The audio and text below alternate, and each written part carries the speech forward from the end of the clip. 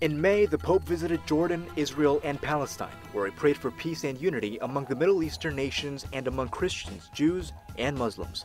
The first stop was Jordan, where he met with King Abdullah II and his wife, Queen Rania. My visit to Jordan gives me a welcome opportunity to speak of my deep respect for the Muslim community. He visited the largest mosque in Amman, where he was greeted by Prince Ghazi, one of the voices at the forefront of dialogue between Christians and Muslims. The prince thanked the Pope for apologizing for his statements on the Prophet Muhammad in Germany.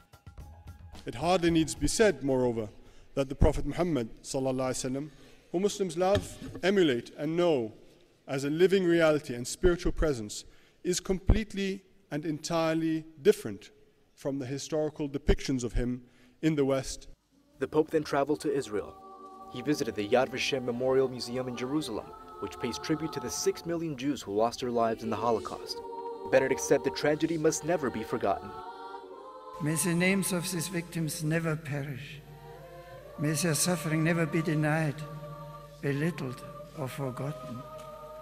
And may all people of goodwill remain vigilant in rooting out from the heart of men anything that could lead to tragedies such as this. He visited the Western Wall, a holy site of the Jewish faith, and placed a written prayer between the stones.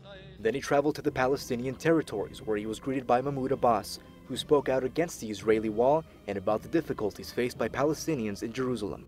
في هذه الأرض المقدسة هنالك من يواصل بناء الجدران الفاصلة.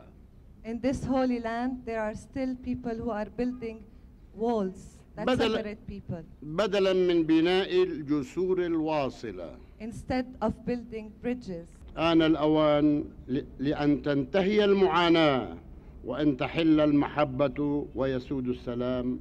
It is time for the suffering to end. It is time for the peace and love to prevail. The Pope also visited a refugee camp in Bethlehem, along the wall that separates Israel from Palestinian territory.